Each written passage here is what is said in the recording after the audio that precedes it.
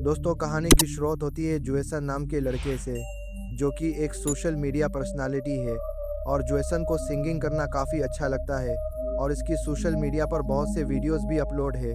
जुएसन की एक बहन भी है। जुएसन दोनों को parents Saint Adeline Catholic school में छोड़ने के लिए आते हैं। और यहीं पर हम सारा नाम की एक लड़की को भी देखते हैं, जो कि जुएसन को पसंद करती थी और जोई की रूममेट थी। जेसन की फादर जेसन को पढ़ाई पर फोकस करने के लिए कहते हैं, लेकिन जेसन सिंगिंग की दुनिया में जाने का ख्वाब देखता है। जेसन की फैमिली को देखकर सिस्टर रेबिका इनके पास आती है और पेरेंट्स को ये भरोसा दिलाती है कि वो इन दोनों की अच्छे से देखभाल करेंगी। इसके बाद रेबिका नई टीचर सोफिया से मिलने जाती है, जिसका आज स्कूल में फर्स्ट ये था। रेबिका सोफिया को टीचर के सभी रूल्स बताती है और साथ ही मेकअप ना करने के लिए भी कहती है। ये सुनकर सोफिया तुरंत ही अपनी लिपस्टिक हटा देती है। जब रेबिका सोफिया को स्कूल दिखाती है तो तभी इन्हें रास्ते में जेसन मिल जाता है, जिसे देखकर सोफिया जेसन से इम्प्रेस हो जाती है और जेसन को ही देखती रहती है। इसके बाद सोफिया अपने कमरे में आकर अपना लैपटॉप ऑन करती है और जेसन की वीडियोस देखने लगती है, साथ ही जेसन को किस भी करती है। इससे हम ये जान पाते हैं कि सोफिया जेसन को पहले से जानती है। अगले दिन सोफिया क्लास अटेंड करने जाती है और जब वो स्टूडेंट्स को अपना इंट्रो दे रही थी, तब वो देखती है कि जेसन सारा के साथ बिजी है। ये देखकर सोफिया गुस्से में सारा को जेसन से दूर बैठा देती है। कैथोलिक स्कूल में टीचर किसी भी स्टूडेंट के साथ ऐसा रूड बिहेव नहीं करती थी, इसीलिए जोई को यह अजीब लगता है। शक तो जोई का ताबोर पड़ जाता है जब सोफिया बिना प्रेयर के पढ़ाना शुरू कर देती है। यह देखकर जोई सोफिया को प्रेयर कराने के लिए कहती है, जिस पर सोफिया खुद प्रेयर करने के बजाय जोई से प्रेयर कराती है। लेकिन अभी सोफिया प्रेयर नहीं करती। जब ये बात जोई जेसन को बताती है तो वो ज़्यादा इस बात पर ध्यान नहीं देता, क्योंकि इस टाइम जेसन सारा को मैसेज कर रहा था। स्कूल के बाद सोफिया जेसन के पास आकर सारा के बारे में पूछने लगती है और जेसन बताता है कि हम सिर्फ दोस्त हैं।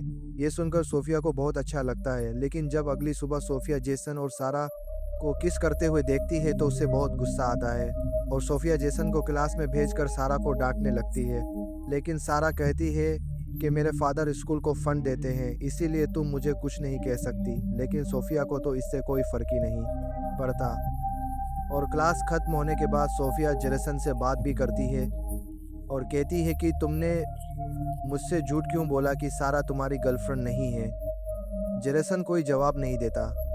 सोफिया जेसन को अपने चैम्बर में मिलने के लिए बुलाती है और जब जेसन वहाँ पे आता है तो सोफिया अंदर बिना दरवाज़ा लॉक किए बॉडी को मॉइस्चराइज कर रही होती है।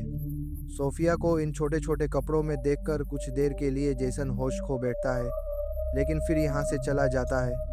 और ये सब सोफिया ने जानबूझकर किया था, लेकिन जेसन की चले जाने से सोफिया को काफ़ी बुरा लगता है।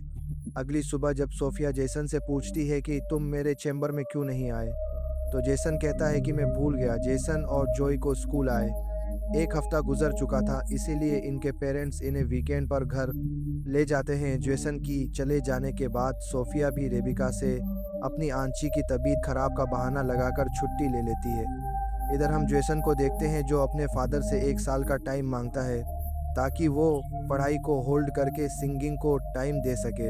लेकिन फादर के मना करने के बाद वो गुस्सा होकर बाहर आकर अकेला ही गाना गाने लगता है। और यहीं पर हम सोफिया को भी देखते हैं, जो कि जेसन के घर तक आ गई थी और छुपकर जेसन का गाना सुनने लगती है। लेकिन जेसन के पास सारा का कॉल आता है तो सोफिया गुस्सा होकर यहाँ से चली जाती है। सोफिया जेसन और सारा को अलग करना चाहती थी, इसीलिए वो रात को जोई और सारा के रूम में जाती है और सारा की बुक के फर्स्ट पेज में ड्रग्स रख देती है। और जो कमरे से बाहर निकलती है तो सिस्टर रेबिका सोफिया को देख लेती है। सोफिया रेबिका से कहती है कि मैं ये किसी की आवाज़ सुनकर देखने आई थी। ये दोनों बात कर ही रही थी कि इनकी आवाज़ सुनकर जोई भी उठा जाती है और सोफिया के बात सुनकर उसे कुछ शक होने लगता है। अगली सुबह सोफिया सबको बुक ओपन करने के लिए कहती है। रोमानिक शुरू शराब की बोतल मिलती है। ये बोतल भी सोफिया ने ही रखी थी। दरअसल इस बोतल को रखने के पीछे ये सोफिया का एक खास मकसद था, ताकि सोफिया सज़ा के तौर पर जेसन को सर्विसेज कम्युनिटी ज्वाइन करवा सके। और इसके साथ स्कूल में ज़्यादा से ज़्यादा वक्त कहानी पास्ट में घूमती है, जहां पर हम सोफिया को देखते हैं जो सोशल मीडिया पर जेसन की वीडियोस देखकर उसकी फ़ैन हो गई और फिर सोफिया रियल सिस्टर सोफिया से मिलने गई, जो कि जेसन की स्कूल में पढ़ाने आने वाली थी। लेकिन स्कूल आने से पहले सोफिया ने उसे मार दिया और उसके डॉक्यूमेंट्स बदलकर उसकी सिस्टर की यूनिफॉर्म पहनकर खुश सोफिया बनकर स्कूल पहुंच गई। और फिर कहानी प्रेजेंट में घूमती है, जहां जेसन स्कूल में काम कर रहा था। सोफिया भी इसकी हेल्प के बहाने से इसके पास चली आती है और यहाँ सोफिया जेसन का ध्यान अपनी तरफ खींचने के लिए शर्ट के बटन खोल लेती है। ये सब जोई भी देख रही होती है। इसी रात सोफिया खुद पर कंट्रोल नहीं कर पाती है। वो भी सब भूलकर सोफिया के साथ इंटीमेट हो जाता है। अगली सुबह जेसन को अपनी गलती का एहसास होता है और वो चर्च में अपने पाप को फादर के सामने कन्फेस करने जाता है। लेकिन यहाँ फादर की जगह सोफिया होती है, जो कि जेसन की गोद में आकर बैठ जाती है और जेसन को किस करती हुई उसके साथ इंटीमेट हो जाती है। एक हफ्ते बाद जेसन वीकेंड पर अपने घर चला जाता है और यहाँ लंबे समय के बाद सारा जेसन को मैसेज करके पार्टी के लिए इनवाइट करती है। जेसन की जाने के बाद सोफिया भी स्कूल से निकल ही रही होती है कि तभी सोफिया रेबिका के साथ दूसरी स्कूल के फादर को देखती है। ये फादर रियल सोफिया को अच्छे से जानते थे और इसी बारे में वो रेबिका से बात कर रहे थे। ये सुनकर सोफिया घबरा गुस्सा होकर जेसन बिना परमिशन के ही सारा के पास चला जाता है। यहाँ जेसन और सारा दोनों ड्रिंक करते हैं और फिर सारा जेसन को एक रूम में ले जाकर उसे किस करने लगती है। तभी जेसन को सोफिया के साथ बिताए हुए पल याद आते हैं, जिस वजह से जेसन को सारा के साथ कंफर्ट फील नहीं होता और वो एक बियर की बोतल लेकर यहाँ से चला जाता है। पुलिस जब जेसन को खुलेआम बोतल के साथ देखती है तो गिरफ्तार कर लेती है। लेकिन तभी यहाँ पर सोफिया आ जाती और पुलिस से कहती है कि जेसन मेंटली काफ़ी डिस्टर्ब्ड है और पुलिस को अपनी बातों में उलझाकर जेसन को बचा लेती है। जेसन सोफिया को बताता है कि मैं ड्रंक होकर घर नहीं जा सकता हूँ। ये सुनकर सोफिया जेसन को होटल ले जाती है और दोनों एक रूम में चले जाते हैं। वहीं दूसरी तरफ हम जेसन के पेरेंट्स को देख और सोफिया को अकेला छोड़कर बाहर आ जाता है। जेसन के फादर जेसन को ढूंढते हुए उसके पास आ जाते हैं और अपनी गलती के लिए उससे सॉरी बोलते हैं, साथ ही सिंगिंग में आगे बढ़ने के लिए भी कहते हैं। ये सुनकर जेसन भी अपने फादर के गले लग जाता है। अगले दिन जेसन और जोए जब स्कूल जा रहे होते हैं तो इनके घर के बाहर हम सोफिया को भी देखते हैं। सोफिया ने जाता हुआ देखकर खुद भी यहाँ से चली जाती है, लेकिन जोए इसकी कार को देख लेती है और स्कूल आकर जोए उस कार को ढूंढकर नंबर उतार लेती है।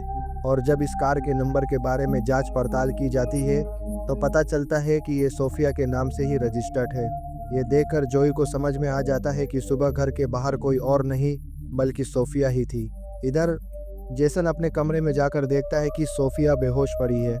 इसीलिए जेसन सोफिया को बाहर नहीं देखता है, को माउथ टू माउथ ऑक्सीजन देता है और सोफिया को होश आ जाता है। सोफिया का ये ड्रामा देखकर जेसन इस पर काफ़ी गुस्सा करता है। जेसन जब हेड से सोफिया की शिकायत करने के लिए कहता है तो सोफिया इसे ब्लैकमेल करती है और इन दोनों के बीच जो कुछ भी हुआ उसे सबके सामने लाने की बात कहती है, जिससे जेसन डर जाता है। जेसन और जोई को सोफिया के कमरे से उसका लैपटॉप मिल जाता है, जिसमें जेसन की वीडियोस फोटोज थे और ये सोफिया ने बल्कि लौरा थी ये लैपटॉप लेकर। ये दोनों चर्च में रेबिका को सब सच बताने जाते हैं और तभी यहाँ सोफिया आ जाती है और हम सोफिया को देखकर समझ पाते हैं कि ये एक साइको है। इसलिए सोफिया कहती है कि तुमने सारे गाने मेरे लिए गाए, तुम मुझसे प्यार करते हो। और फिर सोफिया जोई पर अटैक कर देती है, लेकिन जेसन सोफिया को रोक लेता है। लेकिन सोफिया जेसन पर अटैक कर दोबारा जोई को मारने चली जाती है, लेकिन तभी रेबिका आकर सोफिया को रोक लेती है, पर सोफिया उल्टा रेबिका को मारने लगती है। और फिर पीछे से जेसन आकर सोफिया के पीठ पर स्क्रू से वार कर देता है और सोफिया मारी जाती है। और लास्ट में हम जेसन के फादर को देखते हैं। यहीं पर ही खत्म हो जाती है।